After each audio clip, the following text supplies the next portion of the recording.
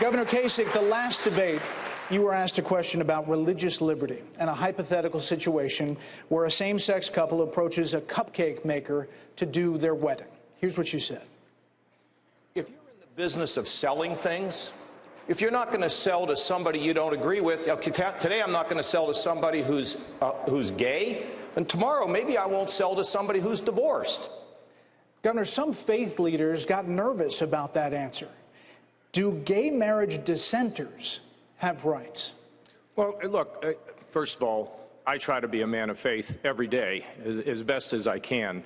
And I try to focus in my faith on the do's, and I think the don'ts will take care of themselves once I get the do's right, which is humility and loving my enemy and caring for my neighbor. But secondly, look, you're in the commerce business, you want to sell somebody a cupcake, great, okay? But now if they ask you to participate in something you really don't like, that's a whole nother issue, okay, another issue. Here's what I like to see happen. The Supreme Court ruled. I don't agree with the ruling. I'm in favor of marriage between, traditional marriage, a man and a woman. What I hope was going to happen after the Supreme Court ruling is things would settle down.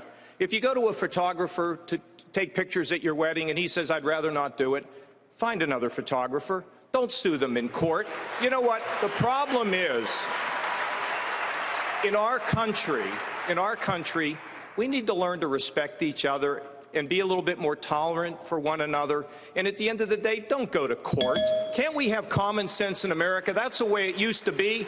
And there was a book written called The Death of Common Sense. We need to bring it back. But at the end of the day, if somebody is being pressured to participate in something that is against their deeply held religious beliefs, then we're going to have to think about dealing with it with a law. But you know what? I'd rather people figure this out without having to put another law in the books and have more arguments in this country. Why don't we come together as a country, respect one another, love one another, and lift this country? I think that's what people want. So